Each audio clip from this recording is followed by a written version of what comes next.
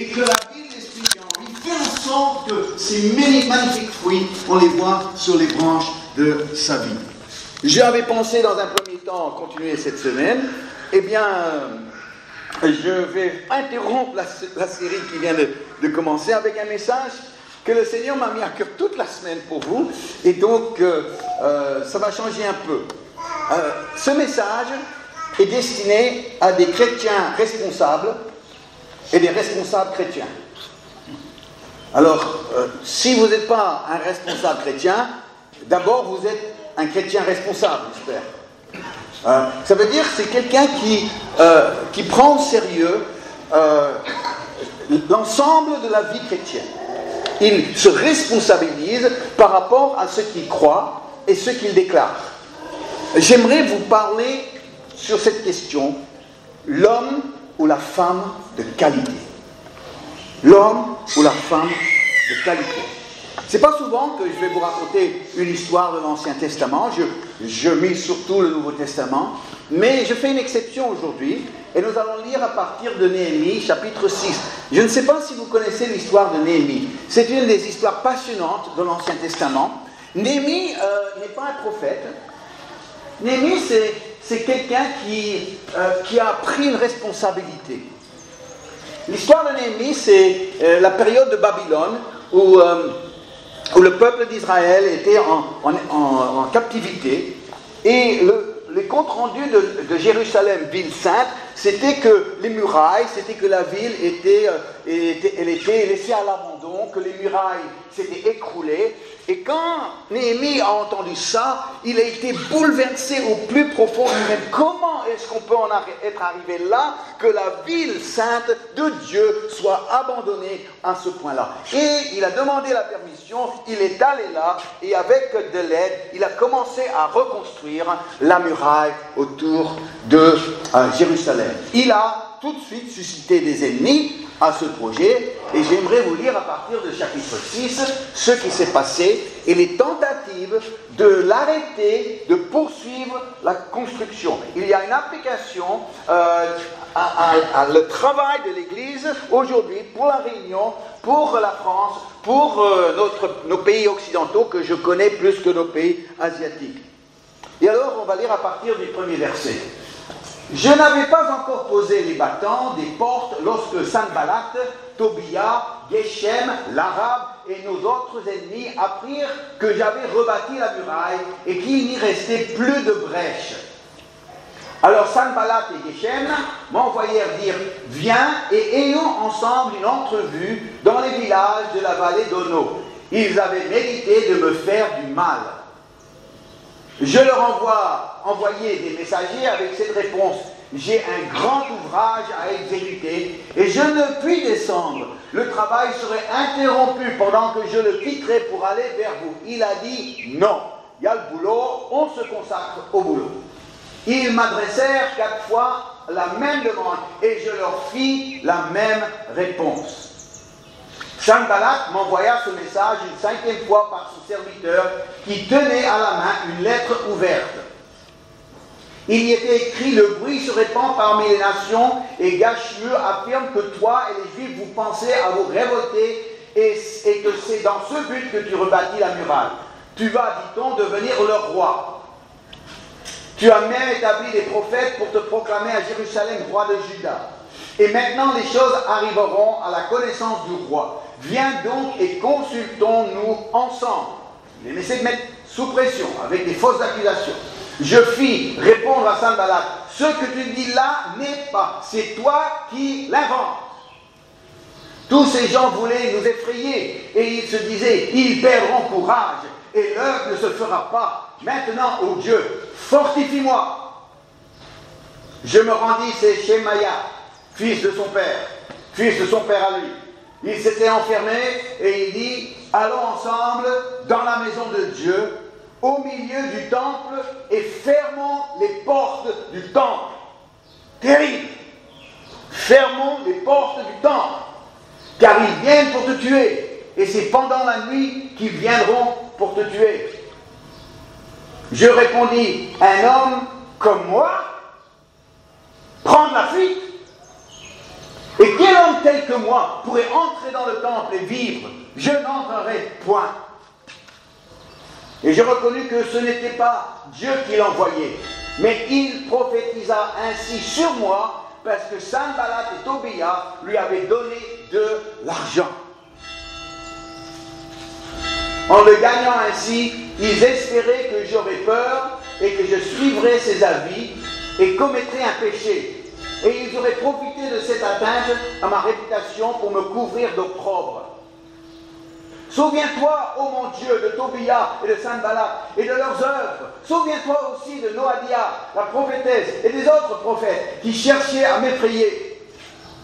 La muraille fut achevée le 25e jour du mois des lunes, en 52 jours.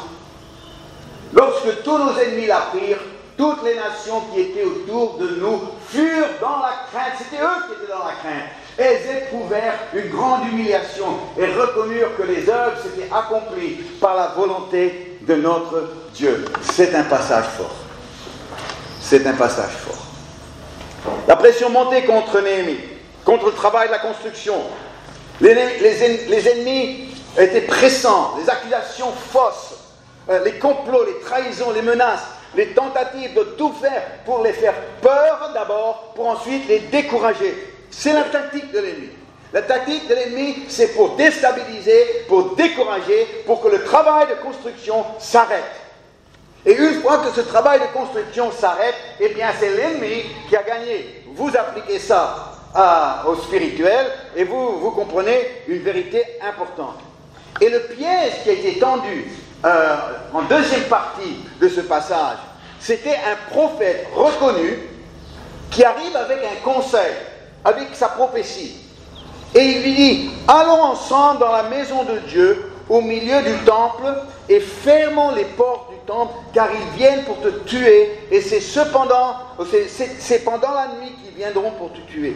Il avait quand même une petite peur, une petite frayeur là. Et puis le prophète qui arrive, alors le poids de la prophétie, alors attends, c'est Dieu, c'est pas Dieu, il faudrait pas quand même que j'agisse contre Dieu. Et donc ici, il était pendant un moment juste un peu hésitant, et il essayait, le prophète jouait sur ces peurs-là. C'était une proposition tentante, protège-toi, referme-toi sur toi, va, serre-toi de la maison de Dieu pour être sur la défensive, replie-toi. Tu rentres dans la maison de Dieu, pas pour rencontrer Dieu, mais pour te protéger du monde extérieur. Sois sur la défensive. Mais quand Néhémie a entendu ça, il y a eu quelque chose qui a bouillonné en lui. Et il a fait cette déclaration, un homme comme moi prendre la fuite.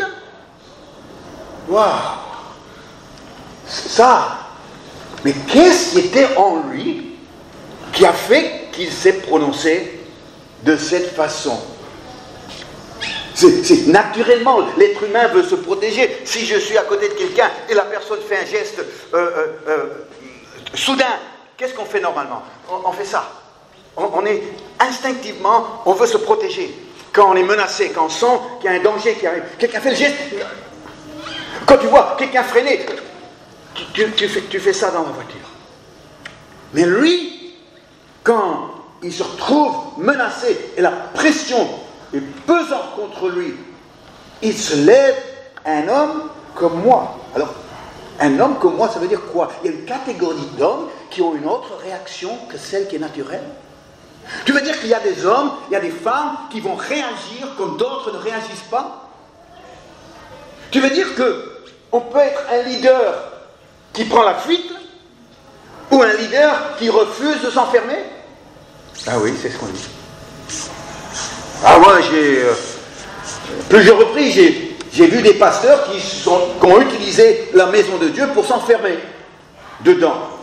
Et un pasteur, j'ai passé quand même de longues années à former des pasteurs et à accompagner les pasteurs, des jeunes pasteurs, et j'ai vu un phénomène qui se passe, qu'un pasteur qui commence à rentrer dans une mentalité défensive, qui rentre dans une notion d'église porte fermée, et bien à partir de ce moment-là, eh bien, sa crainte, c'est de perdre des membres de son Église, il devient susceptible, il se voit toujours victime.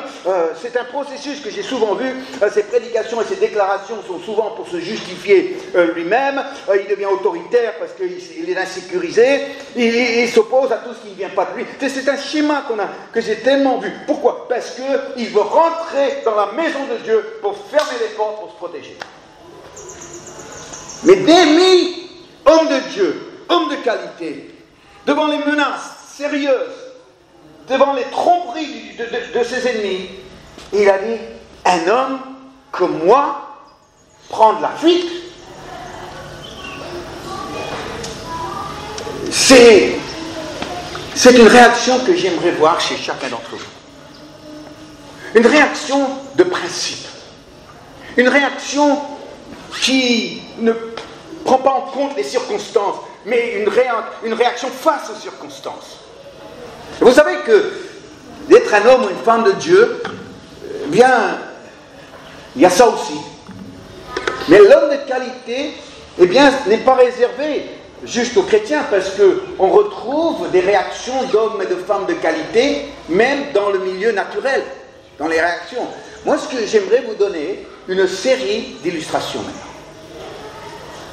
Je vais vous parler, pas juste d'un cas exceptionnel, je vais vous parler des réactions que l'être humain peut avoir face à de véritables situations menaçantes. Et avec ces illustrations, j'espère que vous allez pouvoir capter, peut-être ressentir quelque chose, ou capter ce qui pourrait vous donner envie d'être un homme, une femme de qualité. Premier, c'est l'explorateur David Livingstone. Vous avez entendu parler de lui, l'Afrique. Il était chrétien d'ailleurs, hein, un homme d'État chrétien comme on dit. Et lui, il a dit ceci: je suis prêt à aller n'importe où, pourvu que c'est en avant. Bon, ça, bonne phrase. Vous avez entendu parler de la grande entreprise américaine Motorola. Ils font des téléphones, mais ils font à peu près tout. Elle a été lancée par un homme qui s'appelait Paul Galvin en 1928. Il avait appris que la réussite se construisait avec courage sur les échecs du passé. À l'âge de 33 ans, il avait déjà déposé le bilan 2 fois. Sa deuxième société a été vendue aux enchères. Il a réussi à trouver les $750 pour la racheter pour recommencer. Quand il est parti à la retraite, il était devenu un multimilliardaire. Il a dit ceci: ne craignez pas de faire des erreurs. Vous connaîtrez l'échec, mais continuez toujours à vous porter vers l'avenir. André Malraux, vous connaissez, plus proche de chez nous, André Malraux. En 1969, il a rendu visite au général de Gaulle, qui était mourant dans sa maison à Colombey-les-Deux-Églises. Malraux a dit à de Gaulle: mourir ne nous a jamais intéressés, ni vous ni moi. Nous faisons partie de cette race de gens qui est indifférente devant la menace de perdre sa vie. Quand j'ai lu ça, moi je veux faire partie de cette race. Un boxeur très connu, grand champion des poids lourds, il y a des années de ça, James Corbett, on lui a posé cette question une fois: pour être champion, quelle est la chose la plus importante? Sa réponse: c'est quand la cloche sonne pour reprendre le combat, de se lever de son tabouret, de quitter son coin et d'engager encore une reprise. De se lever de son tabouret et de quitter son coin pour engager encore une nouvelle reprise. Au XVIIIe siècle, à la fin de la guerre d'indépendance en Amérique, la France était pour quelque chose, hein, avec la victoire américaine. Juste après la victoire décisive contre les Anglais, un ministre français a posé une question à un général américain. Quelle a été la stratégie américaine qui vous a conduit à la victoire? Le général a répondu: notre secret, on se bat, on est vaincu, on se relève et on se bat de nouveau. Napoléon. Un jour, quand Napoléon a fait une visite éclair à sa base à Boulogne-sur-Mer, Il a convoqué le maréchal Soult, on prononce le L? Oui. Soult? Et lui a demandé, combien de temps as-tu besoin pour embarquer les troupes? Soult a répondu, 3 jours. Napoléon a répondu, je peux seulement t'accorder 1 jour. Soult, c'est impossible. Napoléon, ce mot ne figure pas dans mon dictionnaire, efface-le du tien. Renoir, le peintre. Quand le célèbre peintre Renoir était un vieillard, il souffrait terriblement de l'arthrose des mains. Ses mains et ses doigts étaient complètement déformés. Il continuait à faire ses tableaux en prenant les pinceaux par le bout des doigts dans de grandes douleurs. Son grand ami Matisse lui a demandé pourquoi continuait-il à peindre s'il souffrait autant. Sa réponse, la douleur passe, mais la beauté demeure. Ça, un homme comme moi, prendre la fuite, a dit Néhémie. Abraham Lincoln, très grand président des États-Unis. Il était assis devant un feu de camp avec un de ses généraux. Ils étaient sur le point d'achever leur victoire sur les amis des États du Sud et de libérer les esclaves. Le général lui a posé la question, « Monsieur le Président, dans les moments les plus noirs, dans les jours les plus mauvais, avez-vous douté de la victoire finale ?» Lincoln s'est levé et a répondu, « Jamais. Pas pour un seul instant. » Je vais vous donner un dernier exemple. Les Normands, ils vont être contents. C'est un extrait qui a été publié dans le magazine Newsweek il y a quelques années. L'article est intitulé « Comment les chefs ont mené le jour du débarquement ». Comment les chefs ont mené ça. Si le débarquement sur la plage d'Utah s'est déroulé mieux que prévu, Omaha était une catastrophe. Donc c'était des noms américains donnés aux plages de la Normandie. Omaha était une catastrophe. Pendant des heures, au lieu d'avancer rapidement comme le plan le prévoyait, les soldats se retrouvaient à plat ventre sur la plage, paralysés de surprise et de peur. Pendant que les Allemands, avec leur artillerie, leurs mortiers et leurs mitraillettes, pilonnaient leur corps, beaucoup d'hommes ont pleuré ce jour-là. Beaucoup ont invoqué leur mère. En 10 minutes, d'une section d'infanterie de 205 hommes, 197 ont été tués ou blessés, dont tous les officiers et sergents. Leur poste de radio détruit, les soldats déjà débarqués ne pouvaient prévenir les navires d'arrêter d'envoyer davantage d'hommes pour encombrer ce qu'un survivant a appelé ce pavé de sable épouvantable. Après des heures où toute progression avait été stoppée net dans une scène d'horreur indescriptible, quelle force a pu finalement pousser ces soldats à quitter cette plage cimetière? Les actions des chefs, bien certainement, mais de quoi s'agit-il véritablement? Cette action a-t-elle pris la forme d'exhortation, de montrer l'exemple, de donner des ordres, de menacer, de punition? Les forces terrestres, en formant les officiers, aiment évoquer l'image d'un spaghetti mou sur une surface glissante. Si on pousse le spaghetti de la queue, il ne va nulle part. Il faut le tirer par la tête. Mais que faire si le chef, nommé officiellement ou prenant lui-même la responsabilité, crie « Suivez-moi » sans que personne ne bouge? Pour quelle raison, dans certains cas, les hommes sont prêts à le suivre tout en criant avec ardeur?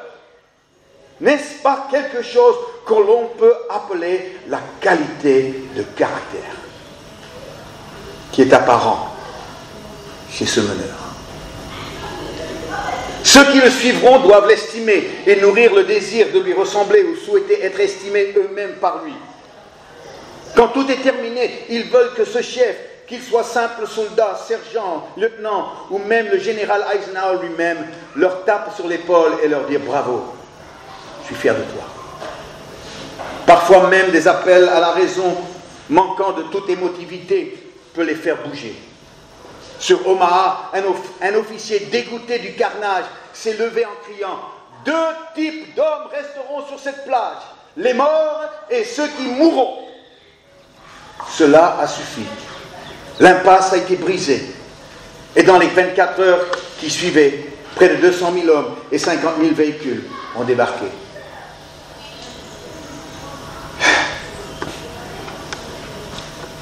Un homme tel que moi prendra la fuite. Une des erreurs que nous avons fait dans notre mouvement et dans nos mouvements charismatiques, pentecôtistes, prophétiques comme vous voulez, c'est, on a dit, de toute façon, Dieu se sert des gens faibles pour que toute la gloire revienne à lui. Et il y a une part de vérité. C'est vrai que le combat est celui du Seigneur. La victoire lui appartient. Il peut la remporter sans moi, c'est vrai. Mais c'est aussi faux, dans le sens que les grandes victoires dans la Bible sont remportées par des hommes et des femmes de qualité, mes amis. Des hommes et des femmes qui se sont levés et qui ont dit « Un homme comme moi, prendre la fuite ?» Aujourd'hui, l'œuvre du Saint-Esprit ne se fait pas malgré la personne, mais l'œuvre du Saint-Esprit se fait dans la personne, afin de pouvoir s'exprimer à travers la personne. Bien sûr que nous ne méritons rien de la grâce de Dieu, mais l'œuvre de Dieu ne va pas s'accomplir s'il n'y a pas des personnes de qualité, des hommes de qualité, des femmes de qualité qui se lèvent. Où est-ce qu'on serait aujourd'hui, le christianisme, si Jésus, à la demande des pharisiens, serait descendu de la croix? Où est-ce qu'on serait aujourd'hui? Où est-ce qu'on serait aujourd'hui si les premiers chrétiens, Pierre et Jean, avaient obéi aux Juifs qui leur avaient catégoriquement interdit de prêcher au nom de Jésus? Où est-ce qu'on serait aujourd'hui? Où est-ce qu'on serait aujourd'hui si les premiers chrétiens s'étaient décidés que la prison et les coups étaient un prix trop lourd à payer? Où est-ce qu'on serait aujourd'hui? Si les martyrs de Jacques et d'Étienne avaient complètement découragé les premiers chrétiens? Si Paul s'était découragé parce qu'il s'est retrouvé devant des adversaires? Si Paul en priorité avait cherché à préserver sa réputation, où est-ce qu'on serait aujourd'hui dans le christianisme? S'il n'y avait pas des hommes et des femmes qui se sont levés, comme Néhémie, qui se sont dit, un homme comme moi, prendre la fuite. Il y a toute la Bible qui s'applique à nous tous, et notamment en particulier le Nouveau Testament pour les chrétiens. Mais il y a une parole quand même de Paul qui est difficile pour que les femmes les appliquent, quand Paul dit en 1 Corinthiens 16, verset 13, « Soyez des hommes ». Donc ça c'est difficile pour les femmes. Mais qu'est-ce qu'il veut dire? Il veut dire « Soyez un vrai homme, soyez une vraie femme, soyez un vrai homme de Dieu, soyez une vraie femme de Dieu, soyez un homme de courage, soyez une vraie femme de courage, soyez des hommes ». Et ça, c'est le conseil que David a donné à Samuel, à Salomon. Et puis là, je vais te demander d'aller à un roi, regarde ce qu'il a dit, un papa qui parle à son fils. Je m'en vais par le chemin de toute la terre. Il va mourir. Je m'en vais vers le chemin, par le chemin de toute la terre. Fortifie-toi. Sois un homme. Sois quelqu'un de qualité. Sois quelqu'un qui va se lever simplement. Sois un homme. Ça me fait penser à une pub. Moi j'aime bien les pubs, vous voyez.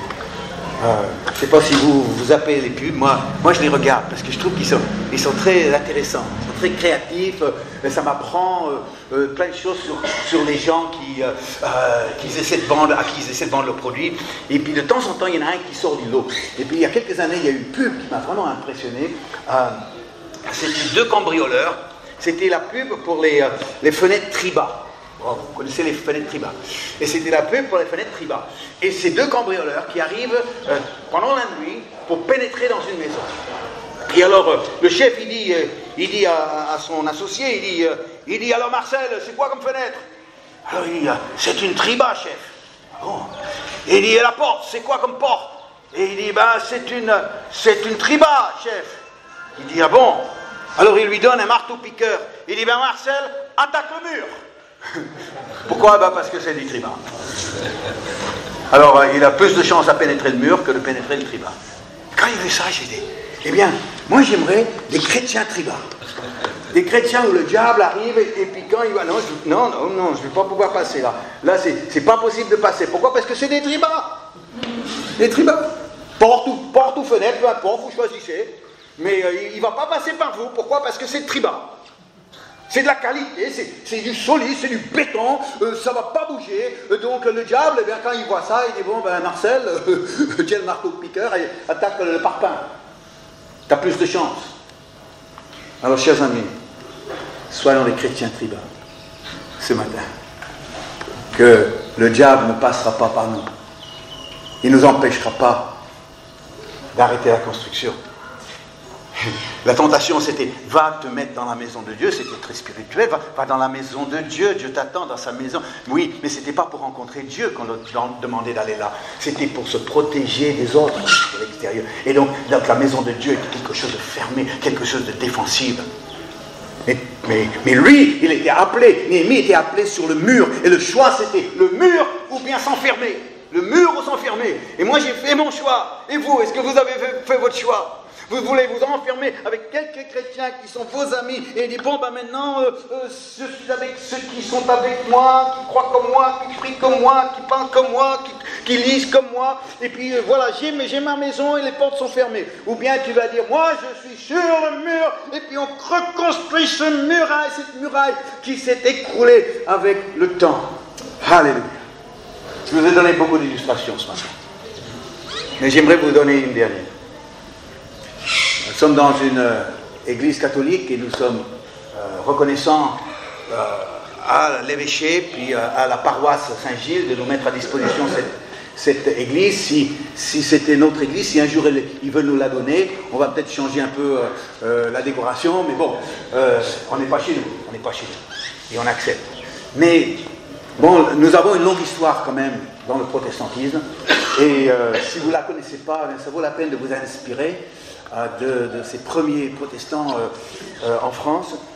Et il y a dans les Cévennes, je ne sais pas si vous voyez, c'est près du Massif central, c'était le lieu vraiment où le protestantisme français est né. On parlait là, il y a un musée du désert, Marie-Pierre tu vas connaître, Gilles tu vas connaître, hein, et donc il parlait des pasteurs du désert. Et le désert, c'était pas le Sahara, c'était le désert spirituel, le désert du paysage français. Il y en avait un des pasteurs, des premiers pasteurs, des pionniers de la Réforme en France, il s'appelait Antoine Court. Et quand j'ai lu son histoire, eh bien, j'ai retrouvé Néhémie, j'ai retrouvé les autres. J'ai retrouvé un homme de qualité, j'ai retrouvé un homme de Dieu, j'ai retrouvé un homme de courage, un homme de cette race, de André Malraux et Charles de Gaulle dont il parlait. Mais un homme de Dieu. J'aimerais vous lire un court extrait d'un petit livret qui s'appelle « Les pasteurs du désert ». Après avoir tenté de se livrer au commerce chez ses oncles, Antoine Court se joignit à un ancien camissard qui parcourait le Vivarais en récitant des homélies. En 1713, il fit part à sa mère de ses nouveaux projets. « Mère, lui dit-il, les derniers pasteurs sont morts ou exilés. Les églises réformées sont perdues s'il ne se lève de nouveaux ministres de l'Évangile. Avec l'aide de Dieu, je serai un de ceux-là. » Ah! Quand j'ai lu ça, j'ai dit, mais ça c'est Néhémie, ça. Un homme comme moi, prendre la fuite devant cette menace, cette mort certaine. Il dit, maman, avec l'aide de Dieu, je serai un de ceux-là qui va se lever pour prendre la suite de tous les pasteurs qui ont été tués. Le courageux prédicateur, je reprends le récit, se mit à parcourir les Cévennes, prêchant dans les fermes, les granges, les bois ou les grottes aux auditoires qui voulaient bien, aux auditoires qui voulaient bien l'écouter. Son sérieux, sa sagesse, 20 ans, son éloquence entraînante remuait les consciences, ses prières touchaient les cœurs. Seigneur, nous sommes sans temple, mais remplis ce lieu de ta glorieuse présence. C'était il y a 300 ans. Moi, je crois que 300 ans plus tard, on a encore besoin des Antoine Court. On a encore besoin des hommes et des femmes qui se lèvent de cette trempe-là. Des gens qui vont dire, eh bien, écoute, c'est pas à quelqu'un d'autre de se lever. Je sais pas, il y a quelque chose en moi qui fait que je ne peux pas, moi, m'enfuir comme une petite souris.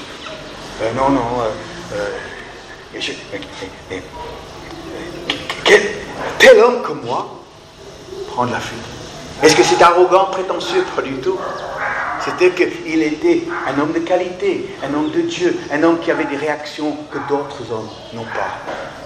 Un homme qui avait des réactions que d'autres femmes n'ont pas. Mais moi, si je vous parle comme ça ce matin, c'est que j'ose croire qu'ici, il y a une nouvelle race d'hommes et de femmes qui se lèvent et qui réagissent face aux menaces, face aux pressions, face aux accusations, ou face à tout le reste, et de dire, eh bien, notre île a besoin que des hommes se lèvent et qui apportent le message de l'amour de Dieu, le salut en Jésus-Christ.